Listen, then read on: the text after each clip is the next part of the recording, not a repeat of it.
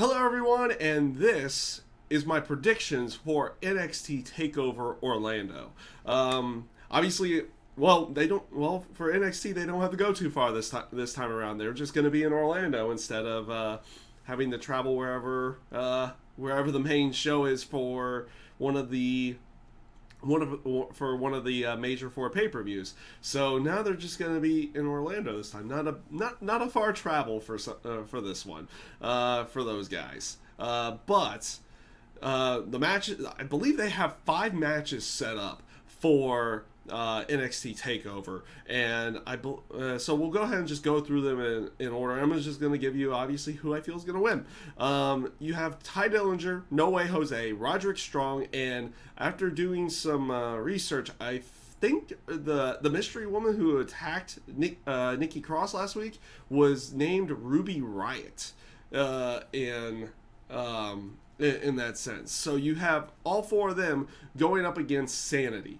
And, this has kind of been building up between Dillinger and Sanity, and like Roderick Strong and No Way Jose have kind of been there as Ty Dillinger's buddies, and Ruby Riott's kind of just been introduced, and she's going to be that catalyst against Nikki Cross, and you're gonna have this 8-person tag in this one. I feel at this point in time they've been having Ty Dillinger lose a good chunk of all these matches against Sanity, and just in general when it comes to these takeovers. He's finally gonna get one over here in this 8-man tag with against Sanity. I feel like Ty Dillinger, No Way Jose, Roderick Strong, Ruby Riott will end out winning this match at NXT TakeOver. It might even open up the show. At least I feel like it will probably open up the show with that particular match. Up next, we're going to have the debuting Alistair Black, Tommy N for people who have been watching him in the UK side of everything, going up against Andrea Cien Almas. This is his debut match.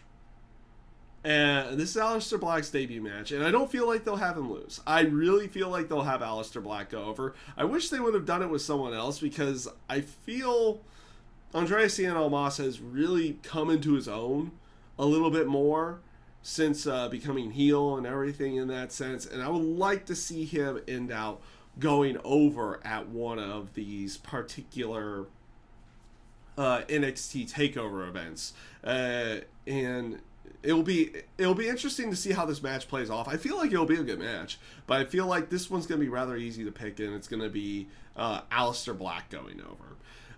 And up next is the Authors of Pain going up against DIY and the Revival, that triple threat elimination tag team title match.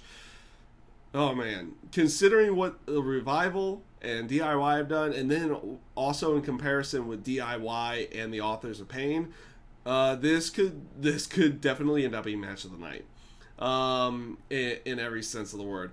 I do feel like the Revival are going up to the main roster here very soon, and I don't know when they're going to potentially bring up Johnny Gargano and Tommaso Ciampa, DIY, up to the main roster, but that could end up happening too here in the very near future. Who knows how this one's going to play out? I kind of have the feeling that they are going to have the Revival get eliminated first, and it's going to come down to DIY and the Authors of Pain, but I feel like the Authors of Pain are going to go over in this case. I don't feel like they're going to get sent up quite yet to the main roster, though.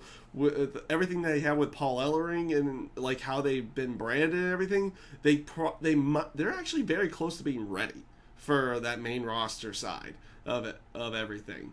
But I feel like they're going to have the Authors of Pain go over in this one. The Revival, I still kind of expect them to show up after WrestleMania, up on the main roster. They've done everything they can there, and in NXT, and it's time for them to come up to the main roster and see if they can hang with everything there. So I am definitely going Authors of Pain in this particular match. Up next is Ember Moon going up against Asuka. They could play off so many different things here. There's that potential that Asuka's going up to the main roster right after WrestleMania, and trust me, she's ready for main roster. But there's also the chance that she might stay down in NXT for a little bit.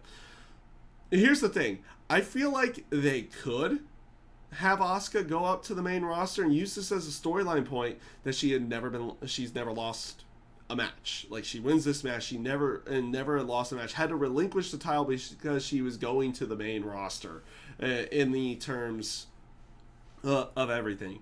But I actually feel like, and I'm going with Ember Moon on this one, the way they've been building it up with Ember Moon, like with her finisher, putting that finisher over even more than what they had been doing before in the terms of its devastating power, and the aspect of Asuka kind of coming off in a more confident aspect than she had done before, is going to give that area of Ember Moon going over Asuka and giving her first loss inside of NXT. In that sense. So that's just kind of how I feel it's going to go. Though they could play the storyline element as well, that, she was in NXT for over a year and a half and never lost a match, and now she's on the main roster and still hasn't lost. But I feel like they're going to have that happen, and they're going to put Ember Moon over in this case and giving her that title victory at NXT TakeOver this year. So this brings me to the main event of the night. Again, another 5-match card from NXT, but they always, like, these NXT takeovers have always delivered in some way, shape, or form, and they've always been enjoyable, and they always give these matches time. So the main event: Shinsuke Nakamura going up against Bobby Roode. It's time for Shinsuke to come up. Like, even to the point, like, last year you could have even said when he was signed with the company that he didn't need to be in NXT or anything in that sense. He could have been brought up straight to the main roster and everything to go along with that. Shinsuke's done a lot down in NXT in the terms of, putting, like with his match with Samoa Joe, his match with Finn Balor, everything he's done with Bobby Roode. Like, he's really coming to his own, and actually introducing to people who in the US who would potentially watch NXT but had never watched New Japan before, to finally get to see the guy as well and get excited to see this guy, to go along with everything. I feel like they're gonna probably, like, the way Shinsuke Nakamura feels, he's almost too big for NXT and needs to be up on the main roster very, very soon. So I'm going with Bobby Roode in this one. They just put the title on him. I don't see any reason for them to take it off of him at this point in time either. I just got to go with Bobby Roode on this side of everything, because, like I said, I feel like Shinsuke Nakamura is going to be coming up to that main roster very, very soon. And they're, like, storyline wise, I don't necessarily see a reason for Shinsuke to get that title back in there, because they want to put up this whole aspect of Bobby Roode's trying to take NXT to the next level and everything. Why don't they have him, be over for a little while and hold the NXT title to go along with everything on that side of it? Yeah, definitely got to be Bobby Roode on this one. So, with that being said, that is actually all the matches I could find for NXT TakeOver. I'm certain they're going to be doing something right before NXT as well, like they usually do. They usually film like a week or two of matches before the TakeOver goes on the air.